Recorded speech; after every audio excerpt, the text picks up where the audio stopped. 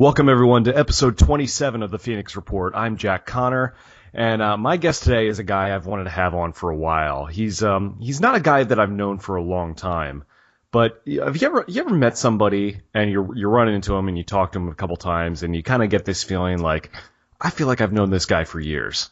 That's kind of the feeling that I've usually gotten whenever I've met this guy. He's a really, really talented guitar player. Really talented musician. He plays for the band Meka Nism. Which by the way, the singer of that band is also named Meka Nism. She's a really cool chick. Very talented singer, sort of like an operatic, metal kind of hybrid. It's really unique. If you haven't seen Meka Nism play, go see her, cause she's really good. But it's kind of one of those situations I never know whether to call the band Meka Nism or cause it's also her. It's kind of like the early Alice Cooper band. It's like, he got the name because Alice Cooper was the name of the band, but before that, he was just Vince. So, I don't know. But anyways, he plays guitar for Meka Nism. That was the point I was trying to get across. But he also does a lot of other things. Like, he owns his own clothing line, BFK Clothing. He has several endorsements from a lot of different guitar companies for all kinds of things. So, people really like the way this guy plays, the way he performs.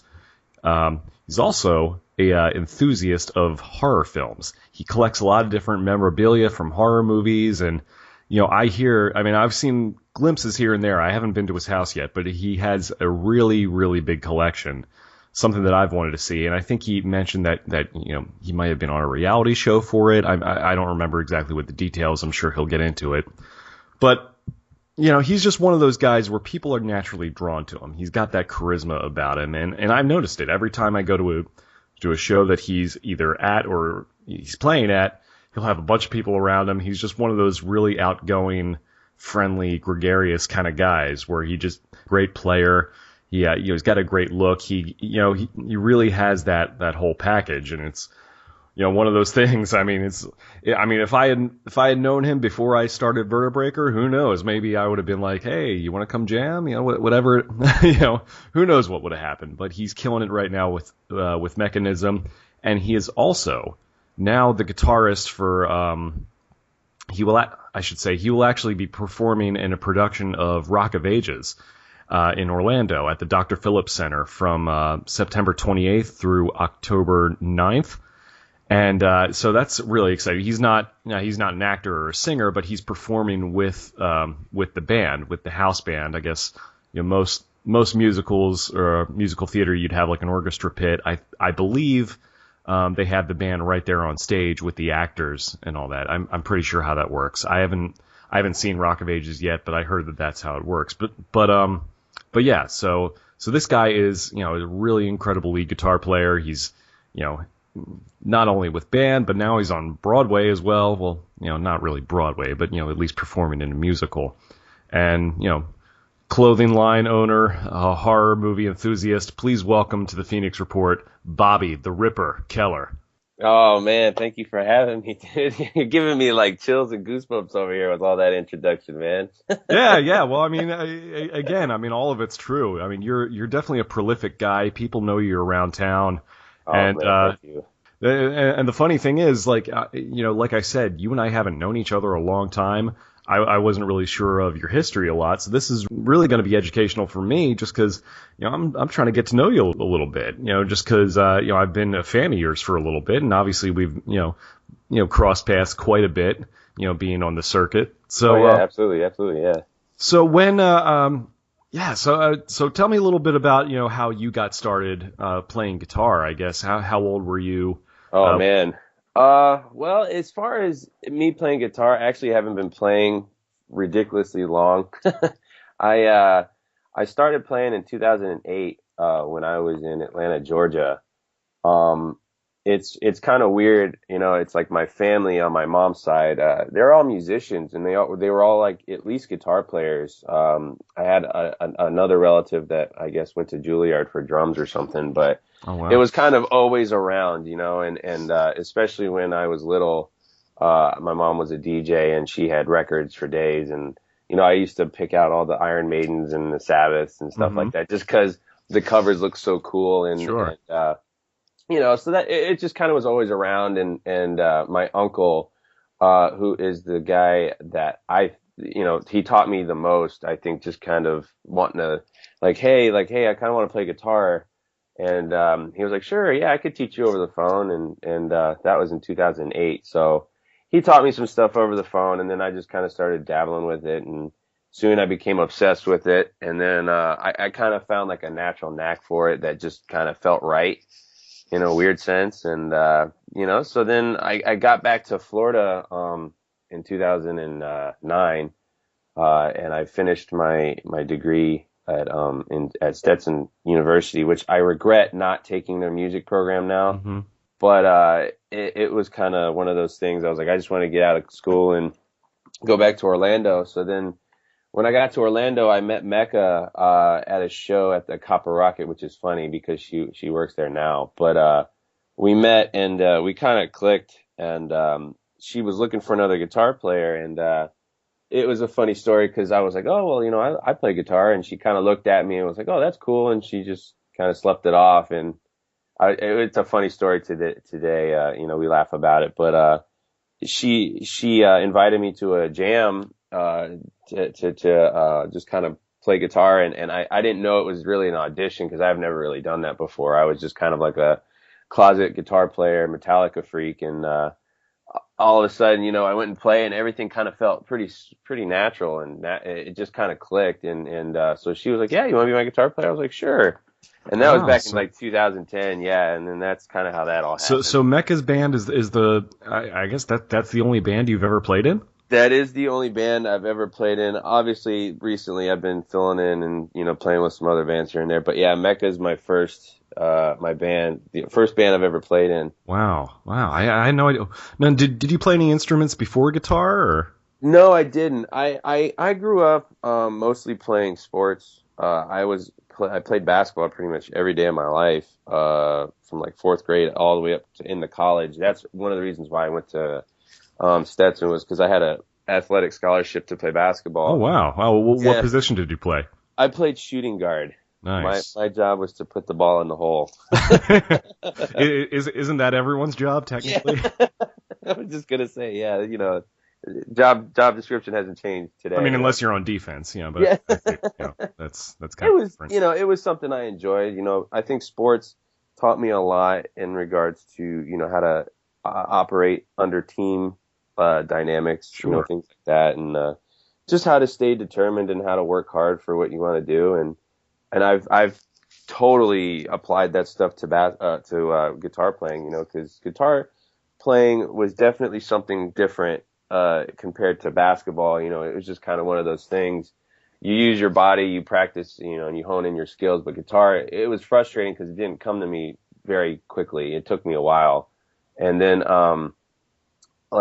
just practicing scales and getting faster because, I wanted to play fast. I was always a big fan of Van Halen and, Kirk Hammett from Metallica and Dimebag Darrell and, all those guys. So I was like, man, why can't I do that? Like, why can't I get this fast? But then I realized it's like, I have to kind of start out slow. And did you take any lessons? I never really took any formal lessons except for, my good friend Brian, Brian, for messing up your last name, Kordoff.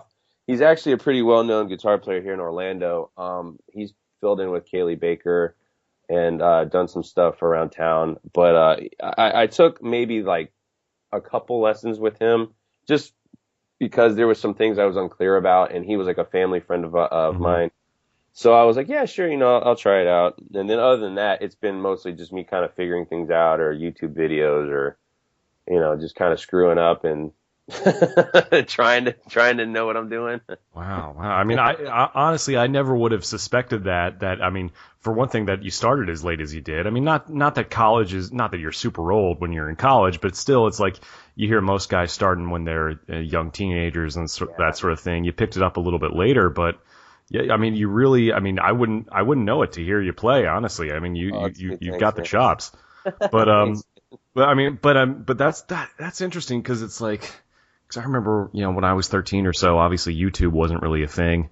Yeah, YouTube was just getting kind of starting out right when I started playing guitar. Like, it was just something new. Like, I don't know if it came out around that time, but I mean, I knew it was very new and people were just starting to get into it. And I was just discovering the fact that, oh my God, I could watch all these old concerts like on YouTube or, find these old videos or whatever it was. So I was like, man, this thing's really kind of a tool to use, and then people start catching on, and that's all that happens now. So. Gotcha. I mean, it's pretty interesting that you made the transition, in college and everything. Obviously, I never would have suspected, that was the case. I mean, obviously, I look at you, you're, a good-looking guy, you're in shape, so it makes sense that you have the athletic background. Obviously, you don't necessarily fit the mold of that traditional jock type of guy. Yeah, no, definitely. You know what? I hated that. That was something else because, and when I was in high school and middle school, I wasn't very popular. I was kind of to myself a lot of the time. And I moved around when I was younger. I moved around a lot, because my parents got divorced when I was like 6. And, I lived up north. I was born in Denver. I don't remember Colorado too much, but when I lived up north, like in Massachusetts, New York and Connecticut and up in that area, I moved around quite a bit. So I was always like the new kid and I was always kind of like to myself. Right. And, I saw sports as an opportunity to kind of get in just with, at least some kind of friends. Sure. And then, and that's kind of where, I heard you talking about my horror stuff, and that's where the horror stuff kind of comes into play because, I buried myself pretty much in comic books and old monster magazines or whatever I could get my hands on, because that's kind of what kept me just like, hey, this is awesome. This is kind of like my little world. And it's like an escape from what I had to deal with all the time in regards to like, oh, he's the new kid, and all the teasing and all that horse shit, so. So, yeah. No, I was just saying, it's incredible. I mean, how kind of more widely accepted that stuff has become nowadays, where it's like, I don't know what it's like for kids nowadays, but it seems like there's a lot more like outlet for that stuff, and maybe it's just because of just the way the internet is now. Totally. Yeah. I've noticed that as well. And, I'm like, dang, I wish it would have been like that when we were little. But, growing up, there was a comic book store that was right down the street when I lived in Massachusetts, actually not too far from Salem, which was awesome. I loved living up in that area. Well, yeah. I mean, if you're a horror fan with the Witch Trials, obviously that's the place to be, I'm sure. I used to get so freaked out when I would go to they would call them the witch walks. Mm-hmm. So like on Halloween, you would basically take like this tour through town and they'd take you to all the courthouses or where it was, and places like that. And then you'd end up in the graveyard and they wouldn't tell you. And then they'd be like, all right, so everybody just look down. And you look down and you see all these gravestones and everybody starts freaking out and they're like, oh my God. Ah. But I thought it was the coolest thing in the world. And so, yeah. Was that like sort of your introduction into like being into horror movies and stuff? My introduction to horror movies started when I lived up north, when I was in Connecticut before my parents got divorced.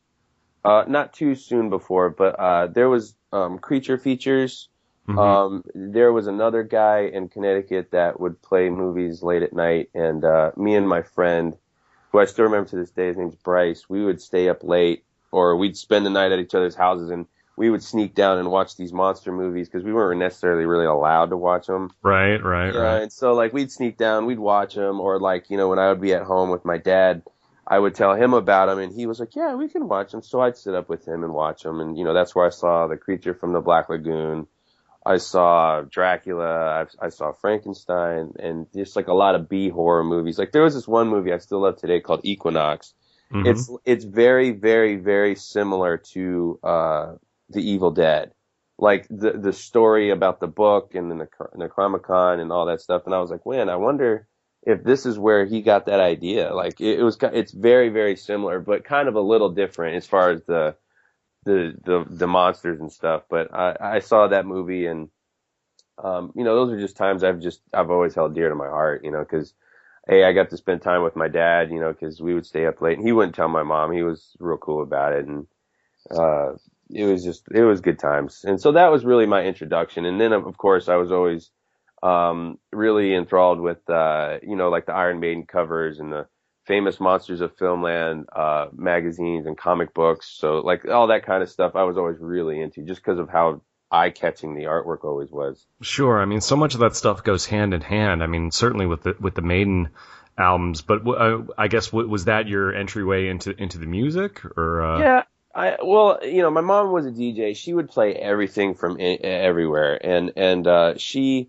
had a lot of blues stuff. She had a lot of like club stuff, and then like pop stuff, and the older 70s, 80s stuff, and I was never really like, oh, I just love metal, or oh, I just love rock and roll, but Sure. like I was always a fan of real big guitar sounds, or like solo-y stuff. So, if you listen to Jimmy Page from Zeppelin, or the AC/DC stuff, like that just kind of naturally caught my ear. And then, she was like, oh, well, if you like guitar playing, here's this. And then it's like, oh, well, okay, there's Iron Maiden, and then, oh, look at that cover. And then I had to have more, so I'd go looking for tapes, or, because when I was growing up around then, late 80s, early 90s, I remember when the Black Album came out, I begged my mom, I was like, we gotta go get the Black. I was like, because I kept hearing about Metallica, and like And Justice for All had came out, and I had friends too that were older. That was one other thing too, because I know I wasn't necessarily like grown up or anything like that, but I had older friends in the neighborhood, and they would always be playing, And Justice for All, or they'd be playing like Megadeth or Guns N' Roses when they came out in the 90s or whatever it was, and I was always like, oh man, these bands are so awesome. So like the age group that I grew up in wasn't necessarily the age group that I was hanging out with. Right. No. So that kind of helped me get a bit more advanced in regards to that kind of stuff. Absolutely. You and I are around the same age, so it's like very, very like. Because obviously when we were in junior high, that was not so much the case. Yeah, exactly. It was hip hop or nothing, basically. Yes. Yeah, and I liked, some of the early hip hop as well, like, Tupac, and, I really admire him as far as a musician and a lyricist, because, he was incredible, and I'm not really obviously that big into hip hop today, but I think it's missing a lot of what he was doing, and I think it's gone, with some other music as well. I think a lot of it's just become so mainstream and so just not what's the word I'm looking for? Just just full of like how musicians used to tell stories. Right. Or the lyrical content, it doesn't seem like they're taken as seriously, would you say? Exactly, yeah, and I think that's where music's struggling right now, and I feel bad for kids nowadays, because I ran into somebody was talking and they didn't know who Slayer was, and I just looked at him, I was like, what? Yeah. I was like, wait a minute, what? You don't know who Slayer is? No. Do you definitely gravitate towards that late '80s, early 90s, kind of thrash era? Yeah, I love the early, yeah, definitely. I mean, I prefer the thrash, early thrash, obviously Metallica, Anthrax, Megadeth, Slayer, of course. I love Black Sabbath as well. I really, really enjoy, just because, it kind of goes with the whole horror stuff, the imagery, and Tommy Iommi, the way he used to play. I used to love listening to how he plays, because he doesn't necessarily play as fast as obviously people today, but his content is just so heavy, and it just hits you so much more, than somebody that's just playing a million notes a minute. I mean, Tony Iommi is just, he is just the master of the metal riff. I mean, it's just, he's got so many of them, and it's just classic. Yeah, he's the originator, and just, his riffs. He can definitely solo with the best of them. Don't get me wrong, but for sure. But just, those riffs are just so memorable. What's one of the first things every kid learns on guitar? Iron Man. Yeah. It's like right up there with Smoke on the Water, Yep. Or Enter Sandman. You go to guitar stores and that's all you hear. Definitely. I definitely can understand what you mean in terms of like blending, sort of the imagery with horror movies and heavy metal. A lot of that goes hand in hand. I'm not so much of a horror movie guy myself, but I definitely, I definitely like that sense of, I guess, theatrics. And that's, because I also love like a lot of like sci-fi and fantasy sort of thing, and no, some of it gets a little, look at Dio, for example. That dude will be singing, about Dungeons and Dragons and all these other things, and I love it. I mean, I love Dio. He was amazing. So I mean, that's that end of it, not necessarily for everybody, but it's interesting how there are so many different things that you can take inspiration from as an artist and kind of blend those worlds together.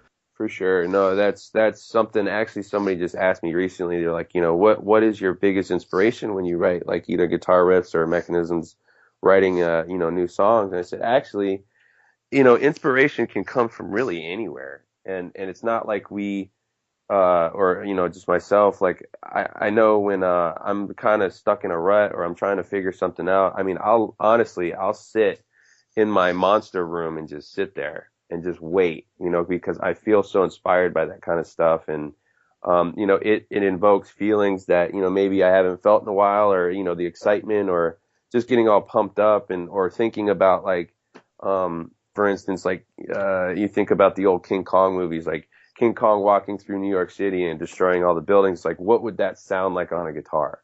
Right, right. Or something like that, like real heavy, just dun, dun, dun, dun, you know what I mean? Or something. Yeah.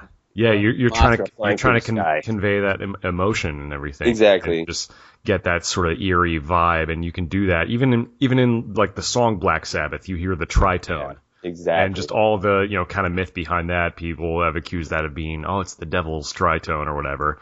I don't necessarily think that's true, but I mean, it's interesting how you have that minor key in there that can evoke a lot of different feels to it. Well, yeah, I agree with that. Anything that sounds spooky, or it sounds evil, or sounds not happy, it's like, oh, well, that's not right, or that's got to be the devil's, because rock and roll and metal, that all just kind of goes together with that. And a lot of people, they forget sometimes too that a lot of that had to do with, like, the blues.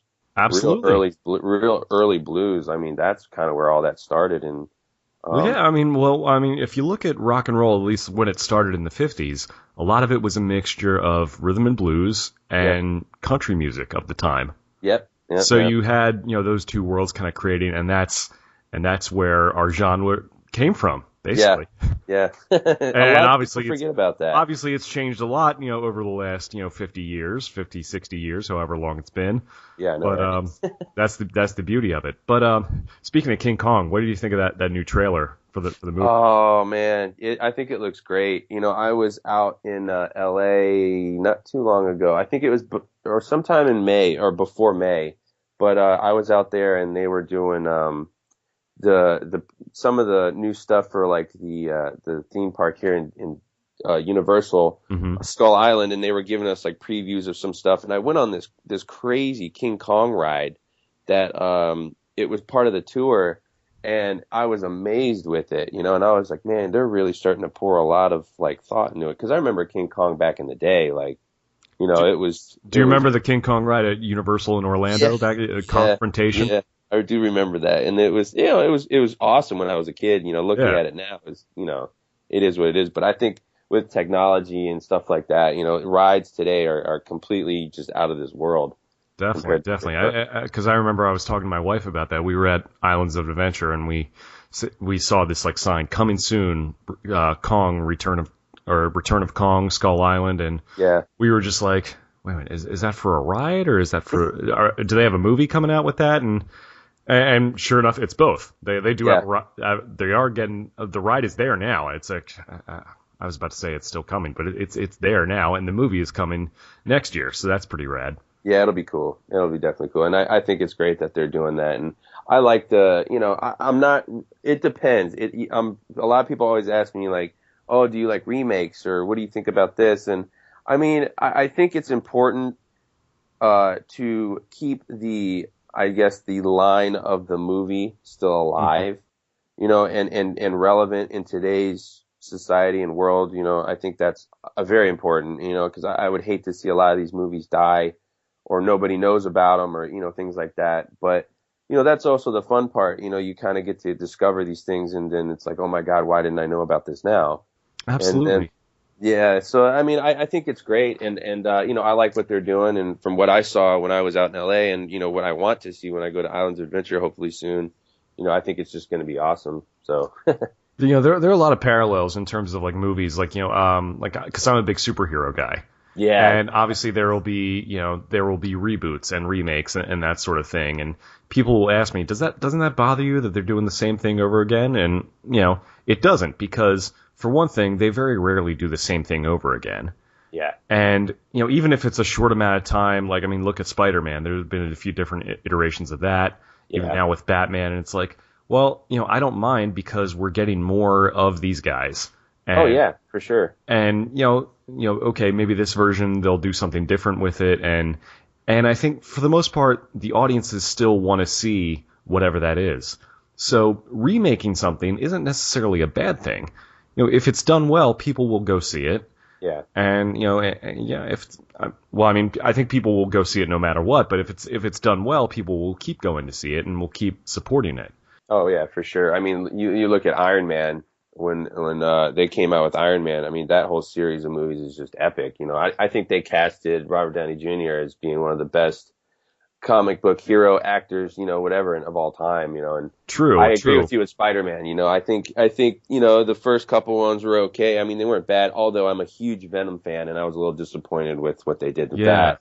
I also thought Andrew Garfield's run was underrated. I thought. Yeah, I think so too. Yeah, definitely. And I always, because some of the people I work with, they're huge superhero nuts, and we always talk about that. And I'm looking for, the same thing too was with the Hulk. The first Hulk or two was, and then when they redid it, I thought it was much better. Yeah, because the first one was with Eric Bana, and I liked that at the time, but it didn't really hold up as well. And then the movie with Edward Norton, which is I love Edward Norton. Yeah, I wish he would have been in the Avengers. He was supposed to be. Yeah, because technically, that's not necessarily a remake. They just recasted him.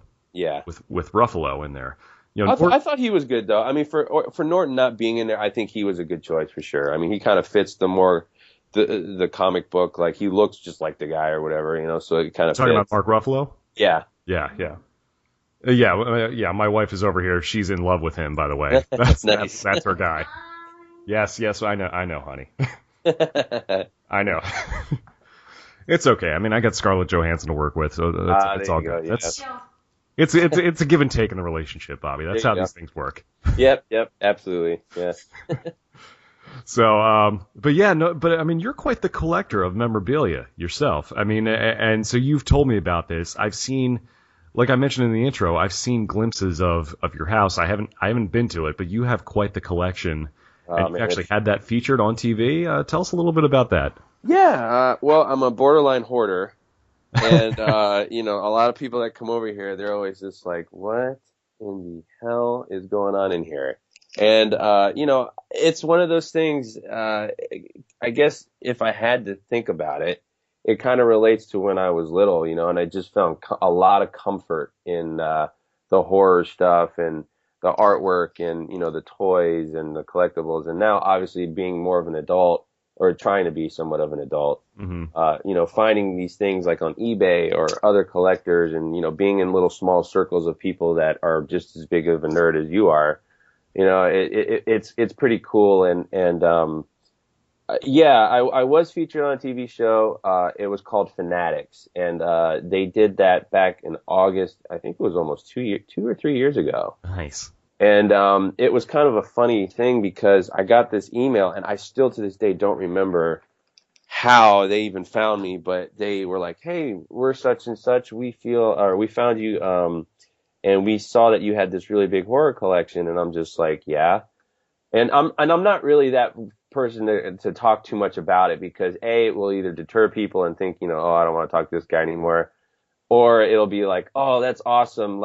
But then they kind of look at you still like, what? But then there's that small group of people that be like, "Oh my God, I love this too." And then you get into it. So, but, I was like, I didn't really believe who they were, because they kept saying, "Yeah, we're at this TV station, and, we're doing this show Fanatics." And I was like, "Yeah, okay." And then I kind of blew it off, just cause I was like, well, I'm not sure it is, cause there's a lot of scamming people out there, but yeah. They emailed me again, and they said, "Hey, listen, we want to do a Halloween episode, and we want to do your collection." And then, they were like, "Well, we'll pay you." And I was like, "Oh, okay, let's hear what you're saying now. So Hmm. then I got to know the director and the producer. Great lady. Her name was Cynthia, and I'm still actually pretty good friends with her today. And they came to my house. I mean, and they were there. I mean, there was a crew of at least 5 to 7 people, and they were at my house for a solid week from like 8 in the morning until like 10 o'clock at night. Wow. And I mean, it was like a legit thing, and I was kind of surprised because that's not what I was expecting. And it kind of was cool because they came and they wanted a story, and they came up with this idea that I have this huge horror collection, and I need to get some of it appraised and hopefully see what I can do as far as maybe selling something so I can get a new guitar for Meka Nism.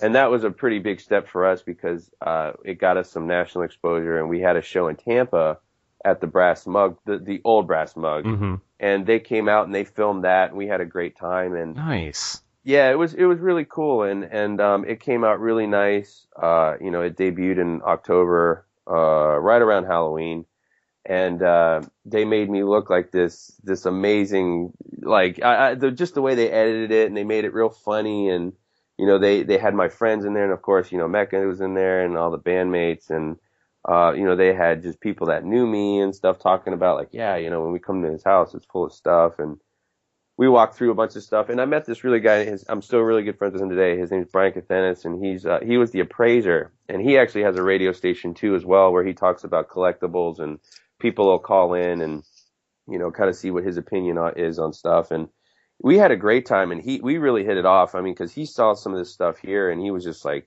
I haven't seen some of this stuff since I was a kid. Like, Wow. where did you find this stuff? And I'm like, well, I spend a lot of time either on eBay, especially when we're on tour. Like, I'll be on my phone the whole time, like just looking at stuff, or going to antique places, or estate sales, or whatever it is, because I'm kind of a crazy man when it comes to that stuff. And that was a great time. It was a great show, and made some really good friends. And I missed the guy. His name's Alex, but he was my I guess if you want to call it, my assistant. And he told me the first day, he was like, yeah, so anything you want or need, you just let me know. And I was like, well, what do you mean by that? And he's like, no, seriously, like, if you're thirsty, ask me for some water. He's like, if you need some of this, I'll get that. And he's like, obviously, I'll take your lunch orders every day. And I'm like, you got to be shitting me. That's what it was like during the shoot. You Yeah. had people getting stuff for you. So it was funny. It was like the first day, I was like, well, because I was talking a lot, and my throat was starting to get kind of sore. And I was like, I'm kind of thirsty. And Alex, he handed me a bottle of water before I could even ask for it. And I was like, okay. And then the second day, or still the first day, he asked me like, okay, what does everybody want for lunch? I'm thinking like something easy, like Public subs, or something that's around my house. And then one of the directors or whatever, he's like, oh, what is there any good Thai places around, or is there any Indian food? And then I'm like, what, is this guy serious? And then so the next day I was like, and then I started taking advantage of him. I was I was like, it'd be awesome if there was some Monster energy drinks here, because I don't really drink that much coffee. And this guy went to freaking I don't know where and came back with 6 cases. Wow. And I mean, it was ridiculous. I love that guy. And I told him when we were getting ready to wrap up everything, I was like, you know what, Alex, I'm going to miss you the most, man. And he laughed, and he was just like, you know what, that I hear that every time. Yeah, he's your guy, man. He's got the hookup with all that stuff. Man, he brought all kinds of stuff. Did the appraiser get like a read on like how much all your stuff was worth? Yeah, we went through a couple main pieces that he wanted to appraise. I have the Freddy Krueger glove from the 5th movie that was used as a backup. It wasn't. I don't think it was screen used, but Robert Englund, it was his it was his backup, and I told him I had that, and that was one of my first huge like auction purchases way back in the day. And he appraised that, and he was like, this is something definitely awesome. Even though it wasn't screen used, it was still for that movie. Yeah. It was a prop. Exactly. And I love it because it makes those noises that Freddie made. And, I wear it when I watch the movies, and I'll eat popcorn with it, and people out of it. So Is it tough to hold the popcorn in the glove? Yeah. Well, I'll just like poke it with the sharp end, and then It just kind of like a kebab or something. yeah. Or if somebody needs me to cut up any fruit, I just kind of go, you know. Nice, just like Edward Scissorhands. Just Exactly. Yeah, and it was great. You know, he appraised that. He appraised some monster toys that I have that are from the '60s that are pretty hard to find, and he also appraised this 3-sheet poster that I have from the Mummy, not the Boris Karloff Mummy, but the Peter Cushing, Christopher Lee Mummy. Okay. Back in the '50s, and it was something that I actually found at a garage sale. And the guy had been a long-time theater guy, and he worked in a lot of movie theaters, and he had posters from everywhere. And I just happened to find that one, and it was in like perfect shape. And I was like, hey, you know, let me buy this. And he's like, sure, yeah. And I was like, how much? He goes, oh, yeah, give me $10. I was like, $10. I handed him the money before he could finish it. And then, you know, I got it appraised, and he said, you know, it's pretty valuable because the 3-sheet for that movie is not very often seen. So he's like, you definitely did very well on that. And yeah. That was kind of like the point of the show, was me selling that poster. Obviously, I didn't really sell it. Okay. Yeah, and then, because TV is TV, you know. Right, yeah. But, you know, it was cool, and so we talk every now and then, and, you know, every now and then I'll find something, and I tell him, I'm like, hey, what do you think this is worth? And, you know, he'll tell me, and we stay in touch, so that was pretty cool. Are you able to get pretty good deals on finding some of this stuff? Like, are you really, I mean, I don't want to get too personal. Are you paying a lot for a lot of the stuff? Well, you know, I'll be honest with you. There have been some things that I have been looking for a lifetime, it seems like. And normally I had to, like, you know, I'm on eBay or I'm on these forums, or, you know, I'm always contacting some toy dealer friends of mine, and, you know, they're keeping their eyes open and stuff. But since that show, I don't know what happened, but a lot of people now are starting to contact me and say, hey, I have this. Would you be interested? Or, hey, I know somebody has this. Would you be interested? And then I've actually had people send me stuff like, hey, I didn't want this, or hey, I thought you'd want it. And I'm just like, how the hell did you even find? Like, I still to this day don't understand how that all works. But, you know, for instance, I got a phone call from a guy that was in Massachusetts. Mm-hmm. And he was like, hey, I saw your show, and I'm a huge monster collector. And I said, oh, yeah. I said, you know, what do you, because, you know, I never know what anybody usually has, but it's always good to ask. I've learned that. You always usually ask before you just kind of like push it to the side. But I asked him, I said, okay, so, you know, what do you got? You got anything you want to part with, or, you know, anything like that? And he was like, well, I have a 1963 or 64 horoscope. And now for those people that don't know what that is, it's like one of the holiest of all holy grails of monster toys. Mm-hmm. And it's very, very, very hard to find, like almost impossible. And I think there's only like a very select few that exist that are still in the box. And he said, I still have mine. It's still in the box, and it's still shrink wrapped. And I said, you've got to be kidding me.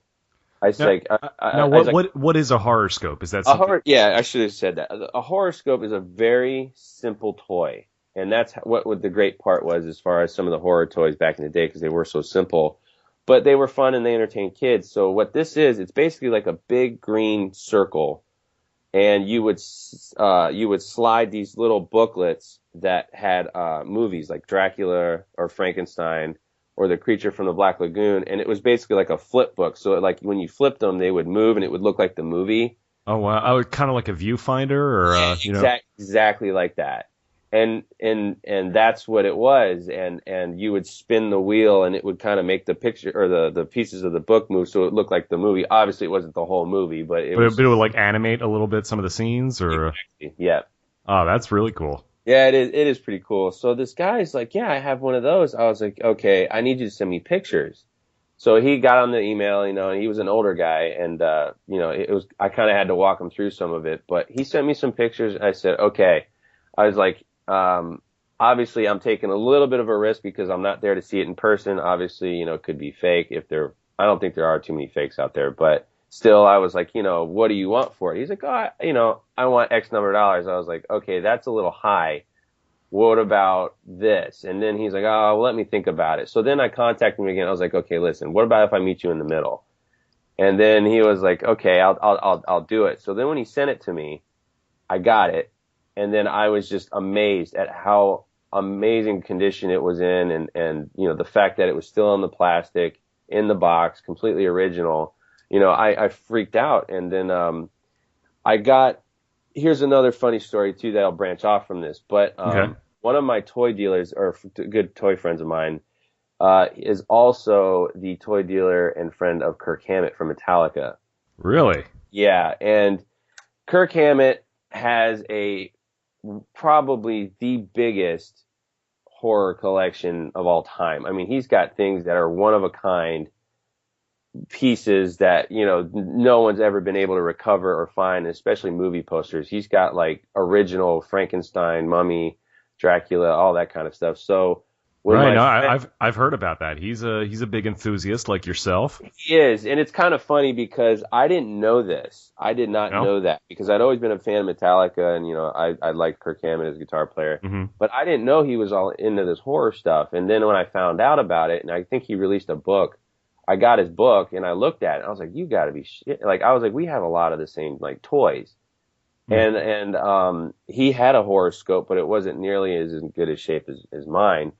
And then my toy friend got a wind of it, and he told me, he's like, Kirk would be willing to, buy that from you. And I was like, I'm not wanting to sell it. It's one of those things like, Right. I kind of want to hold on to. But fast forward a little bit, I did get the chance to show him that. I met him at his convention. Oh, get out. That's Yeah, awesome. it was cool. We kind of nerded out a little bit, and Nice. I got to show him some of my stuff, and he immediately stopped what he was doing because there was people all around him talking, and he stopped and he just took my phone and he started zooming in on everything, and he was like, dude, he's like, you told me you had a collection, but you didn't tell me you had all this stuff. I was like, yeah, I was trying to tell you, and he's like, all right, you've got my attention. So then we started talking. It was just me and him, and we were laughing about things, and Wow. yeah, he was like, dude, what do you want for the horoscope? I was like, well, would you trade me a guitar? And he goes, oh, I can't do that. And I was like, oh, well, all right. Well, it's not really for sale because it's like one of maybe 3 or 4 in the world that exist like that. But because of that, we've established a little bit more of a friendlier relationship. And, he invited me out to his other Fear Festival, the second convention, and I got to hang out with him and talk more monsters and stuff. But, his collection is just insane. He's got things I've never even seen or fathomed about, and he's got full size monsters. And he actually told me too that he has a lot of the props from the Frankenstein laboratory from the original movie Wow. that he hasn't really told too many people about. Obviously, I think he's told people, so I'm okay to say it. But, he's got stuff that, again, that's just one of a kind type things, and it's amazing.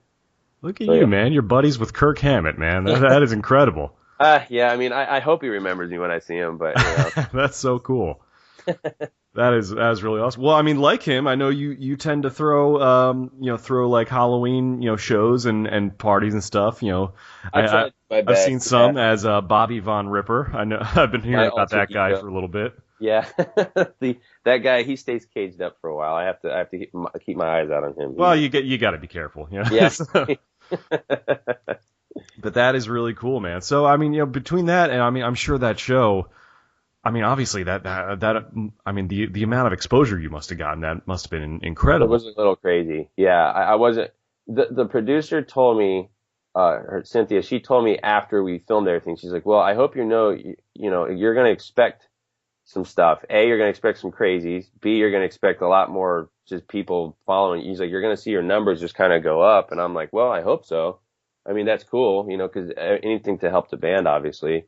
And, and sure enough, it did. There was obviously some people that were kind of creepy and I didn't really care for. And then there were some people that were generally like, hey, I'm a monster collector too. And, I saw your show and it inspired me to talk more about it instead of just kind of being a closet monster collector, and because monster stuff, not a lot of people, that was kind of like back in the day, not a lot of people talked about that, and that was Right. one of the things Kirk talked about too. He's like, I never really brought it up too much back in the day because, it's not good for the image, Right. or people are not really willing to talk about it as much. But Sure. nowadays, like you were saying too, I think kids and people are more accepting of it. You got MegaCon, you've got Spooky Empire, Right, you've got right. the horror conventions popping up, and, it's considered more of mainstream type thing now. So that's good, you know, because people shouldn't have all this cool stuff and then not talk about it. Absolutely, man. Well, that's such a cool thing. Is the episode of Fanatic that you were on, is that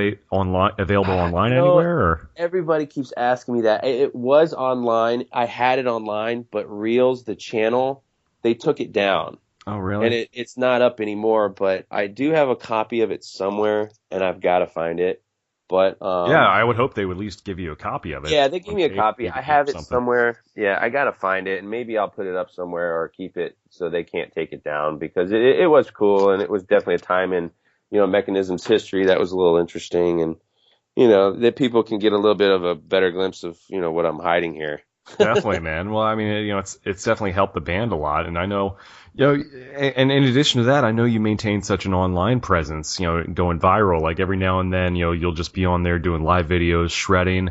I know you've had Colin from Breathing Theory over, and I've kind of pitched this idea to you a little bit, but I mean, I think it would be cool to have like you and another musician do like it's a great idea. Do like a live from Daryl's house, you know, kind of what Daryl Hall does. But live from Bobby's Crypt, I think was what you came up with it.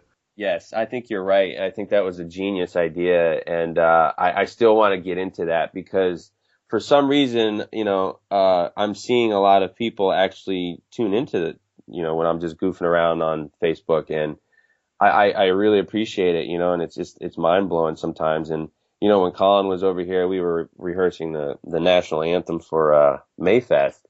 And we were goofing around. I was like, hey, let's just do a live thing because I remember what you were saying, you know, and I was like, well, all right, let's try it. Let's see what happens. And sure enough, you know, people liked it. And they're like, yeah, you should do that more often and bring in more musicians or other guitar players. And, you know, I think there's a thing going around as far as just in general, like a lot of guitar players don't like to show off their secrets or, you know, involve other guitar players or anything like that with things. But, you know, it's like, listen, we're all guitar players. We all like the similar stuff. And sometimes you don't. And that's cool because then I can learn something from somebody, you know, Definitely. Or vice versa. And I like helping other people out or showing people things, and then they show me things, you know, because you can never really stop learning on guitar. Absolutely. I mean, both of the guys in my band, Greg and Ryan, I mean, I'm sure they would be interested in something like that. Oh, they're phenomenal too, man. Like, thank you, man. Yeah, no, they're incredible. You know, Greg especially, you know, you mentioned like, you know, learning early on through YouTube. Yeah. You know, early on when YouTube would, you know, because he used to like put out like instructional stuff on YouTube like really early on, like sort of like mid 2000s. Stuff like that. I don't know where any of his stuff is. I'm sure he probably has links to it somewhere, but like in terms of like guitar instructional stuff, he's really big into that. And so that would be cool to like get you two guys in the same room and just kind of see what happens. Yeah, that would be cool. I'm always about that, you know, because you can never really stop learning. And you know, believe me, I know that there's guitar players out there that are just out of this world and, you know, way better than anything I could ever imagine. And you know, I see that as being a cool thing because, you know, it's just, you know, I see it as like, you know, this just depends on how some people think, you know, like I think a certain way. So I come up with these type of things, but I would never think about it as someone else would, you know, and then it's like, oh, why, you know, I didn't think about that. So why don't I, you know, try and either add that to my repertoire or start thinking more like that, you know? So I see it as an opportunity for everybody to just kind of gain some either A, exposure and knowledge and then B, just have a good freaking time. You know, I'd love to have anybody over or people over and we just jam out and, you know, get hammered or whatever the case may be. Sure. I mean, not just guitar players. You could also get some bass players and singers. Exactly. I'm just saying. For sure. No, you know what? You're right, though. I don't necessarily want to limit it to just guitar players because, you know, the vocals and stuff, that's important. You know, other drummers and bass players, exactly. Because, you know, I look at Rob from, Burning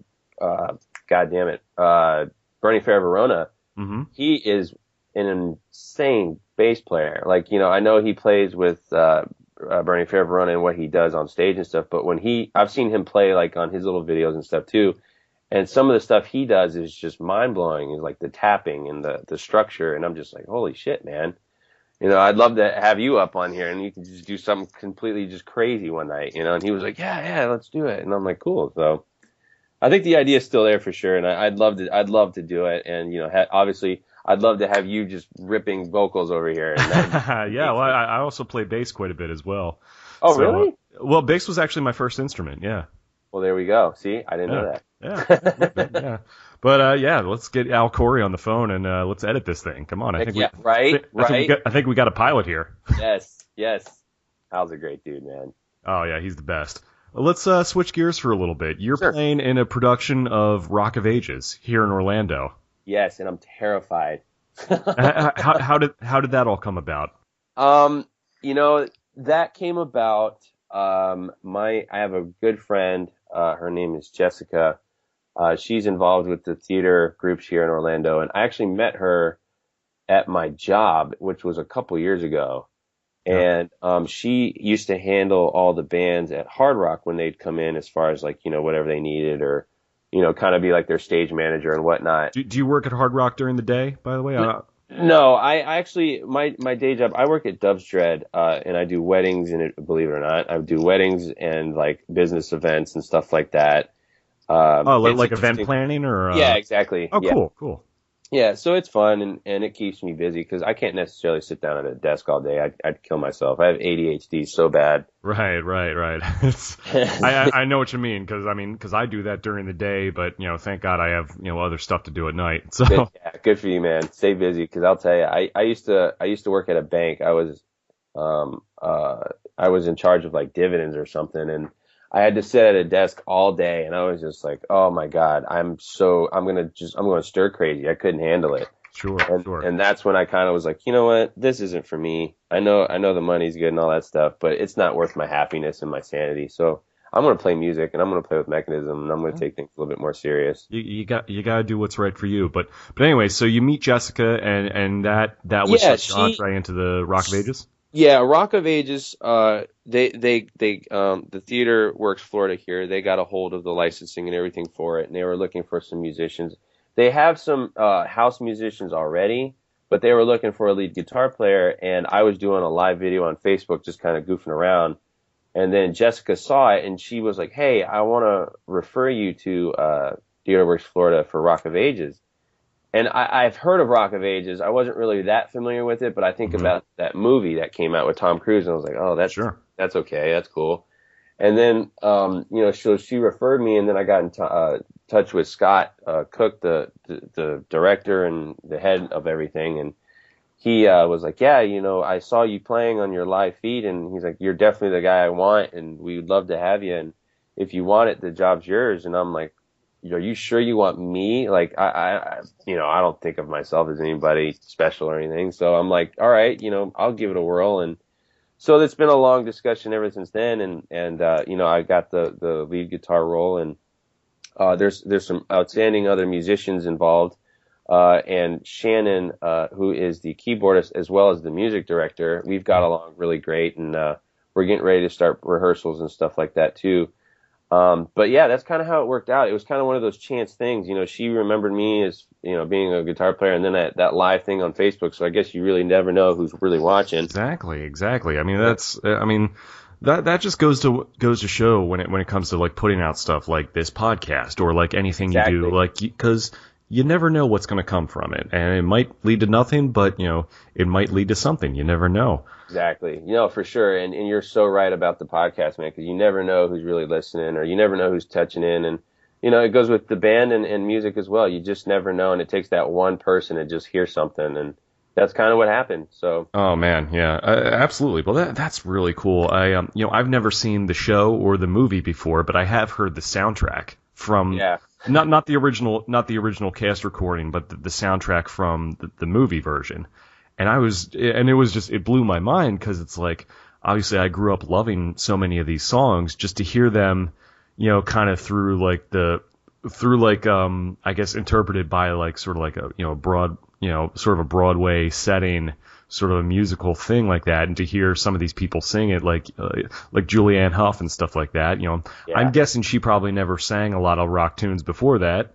But to hear her like sing some of this stuff it was pretty wild. Even to hear like Tom Cruise get in there and sing like Paradise City or whatever it was, and because it's what they call like a jukebox musical. For those unfamiliar with Rock of Ages, it's a lot of rock songs from the 80s, just classic rock songs just mixed together, and these are real songs. They weren't like original for the show. But it was just wild hearing some of those songs in that setting before, and it must be pretty cool as a fan to learn a lot of these songs on guitar. I'll be honest with you. I wasn't really because the thing was I asked Scott. One of the first things I asked him was, "Hey, okay, so with these songs, like, am I actually really playing guitar, or is this more of like like I'm kind of staging it and the songs are playing?" He goes, no, this is for real. Like, you're really playing. And I was like, oh, okay. Cause like you said too, like I wasn't really familiar with anything as far as Rock of Ages, and I didn't know how they operated. So I was like, okay, cool. Yeah. So then I'm totally down. And then I got the set list pretty much of all the songs. And then I was like, oh my God. Yeah. I kind of freaked out a little bit. Cause I mean, like, there's 20 some odd songs, but each song has like 3 songs in it, or they're all it's all like a medley. up. It's all mixed together. So you got to learn the arrangement. Yeah, so I was a little, I won't lie, I was a little intimidated by it, and I was like, Lord, I'm going to have to really sit down and focus on it. But, it's been great since I finally got the set list and was able to kind of learn the songs. And you're right, it's really a lot of fun learning these songs because, these are the songs I heard growing up, some of these songs my mom played. And, I love all, they're all classics. And I think putting them in this type of thing as far as like a musical, I think it's awesome, and it's great. It really kind of showcases the songs and adds some comedy to them and kind of brings them another type of, like, I guess gives them like a new light, not just hearing them on the radio or seeing the actual bands, but, bringing it back to a time where music was so awesome, and a scene, so it's really cool. And I'm excited. I really am. I'm really excited about it. So, and that's also another way to kind of like bring this type of music to people who wouldn't even normally listen to it. Like, exactly. I think people respond to that sort of thing, and it's, I know rock and roll is in a weird place right now in terms of pop culture. It's like, it's not the most popular thing, but people do still enjoy it, and maybe it's the kitschiness of it because it's from the 80s or whatever it may be, but people will come out and see it and sing along with those songs, and it's interesting how you have to find different ways to kind of get people there. Exactly. Yeah. But you do have that crossover potential. Mm-hmm. Yeah. Oh, for sure. It's great. And that's what Scott was saying too, and, he one thing he was really adamant was, I want to find a local, band member to bring in because he wants to, bring in the local music scene here in Orlando and kind of have it as not just like a production where, we're just going to bring this here and have people come, but he wanted to actually involve the community and really try and branch into that. And that's one thing that got me was like, I like your idea. I like exactly what you're saying. So I was like, I'm more than happy to try and do my best and see where it goes and see what happens. Yeah, and it's a great thing to have on your resume too. It's a really big, credit to have. Yeah, it doesn't hurt. Yeah, no doubt. And now, I guess the way the show is structured, are you actually going to be on stage with the band or with the actors, or are you going to be like down in the orchestra pit? Yeah, that was my question too. I was like, so am I playing like in a closet somewhere, or like is there like a pit somewhere? He goes, no, the whole band is going to be on stage at all times. And I was like, even more cool. Like I'm excited about that. Do they have to get you like dressed up, all glammed up, and yep. long hair, all that? Yeah, there's already been talks of spandex and nice big hair, and I have to keep my beard at a certain length so I don't look too modern, like because a lot of those guys back in the day didn't have any facial hair. So yeah. We'll see what happens. What about the tats though? Because I know you got got the sleeves, and you still had a lot of rock guys with tats back then. Yeah, I asked him about that too, and the costume designer was like, no, his tattoos have to show because that's that was the 80s. That's obviously it's a little bit more mainstream today. He said, but no, it just adds a different flair to it. Sure. And I was like, cool. I was like, hey, whatever you guys want, it's your thing. I just do what I'm told. It's got to be pretty cool to like kind of step back in that era a little bit and just explore that as opposed to what you're doing now. And yeah, and I love that era. That was one of my favorites, like the 80s. I'm all about that, exactly. It gives me an opportunity to kind of go back in time a little bit and really kind of experience it. So exactly, I think too many guys get hung up on like one particular time period or either they get locked in on what's going on today or what happened in the 90s. And it's like, I think you and I are kind of very similar in that we're a fan of all the history from, Yes. from the beginning to the end, all the different, stuff, 50s, 60s, 70s, 80s, 90s, 2000s, whatever you're calling this decade, Mm-hmm. So that's so cool to do that. But yeah, man, so that is going to be running, that's going to be at the Dr. Phillips Center for the Performing Arts. Yep. Here in Orlando. September, I think, 28th to October 9th. Very cool, very cool. And tickets are on sale now? Yeah, tickets are on sale now. They are available if you go to the Theater Works Florida Facebook page. There is a Rock of Ages specific area where they will direct you in regards to tickets, or you can call the box office too at the Dr. Phillips Center. They're also available there. And I know obviously when it gets closer to, there'll be more advertising and, information in regards to all that stuff too. Definitely, man. I'm hoping I can catch one of the shows. That sounds like a really cool thing. Oh yeah, man. Just let me know, man. I'll throw you something and see if you can make it out, and I'd love to have you there, man. Be very awesome. Cool, man. Yeah. Mess up all night. Nice. Good stuff, man. Well, anyways, I know you got plenty of other things to to plug. Maybe where can people find you and Meka Nism on social media? If you're looking for Meka Nism, you can find us at www.meka-nism.com. That's MEKA, then that little dash thing, and then NISM. We're also on Facebook, facebook.com/Meka Nism Band. Obviously, my name is Bobby Keller, so you can search for me there. You can look at the Meka Nism stuff and find me that way. And if you're looking for any kind of awesome rock metal clothing, my website for that is bfkclothing.com. And I think that's all I can think of. Very cool, man. I didn't even get into the clothing line stuff Yeah. before, but we'll have to get you back and talk about all that because I know I've asked you about that. I'm like, hey, so what have you got here? No, for sure. Yeah, man. Definitely. Anyways, this has been so awesome, man. Thank you for taking the time out to do this. And yeah, man, yeah, definitely go see Bobby with Meka Nism, with Rock of Ages, and he's always got something going on. You'll find him at many rock clubs in the area. He's always got something going on. So this is really cool to have you on here, man. Dude, Jack, thank you so much, man. It's been an honor and pleasure, bro. I really, really do appreciate it, and thank you so much for all the hyping up. Anytime, bro. My thanks once again to the Ripper, Bobby Keller, great guitar player for Meka Nism, and collector, clothing designer, and now guitar player for Rock of Ages, which will be playing from September 28th through October 9th here in Orlando at the Dr. Phillips Center for the Performing Arts. Tickets are on sale now. Go to theaterworksfl.org, and I'm sure they're available wherever tickets are sold. Really great conversation with Bobby, just a super talented guy. Definitely go check out mekanism.com, meka-nism.com, just for everything he's involved with. So just fantastic conversation. Hopefully one of these days he'll be able to share that episode of Fanatics he was on. I would really love to see that. And who knows, maybe live from Bobby's crypt may become a thing. We can hope. As far as some upcoming events from Vertebreaker, if you're listening to this the day it posts, then our next show will be tomorrow, August 13th, at the Shady Oaks Lounge in Palm Bay, Florida. We will be there with Days to Come, good friends of ours from Albany, Georgia. They are going to be releasing their new CD. And we will also be there with Queen Dementia as well. So that should be a really exciting night. Later on this year, we're going to be playing, back in the Orlando area, I guess Sanford more specifically. That'll be Friday, November 11th at the West End Trading Company up in Sanford. We will be playing there along with Zombie Toe, Arakara, Kirov, and Frequencies. Since it's Veterans Day, a portion of that will go to a local veterans charity. So, really good reason to come up if you're going to be in the area, see some great music, support our troops, and support all our great veterans, and that would be a great thing to do. And later on in November, we will be playing the Black Saturday Fest, presented by Spin It Records. That will be in Palm Bay.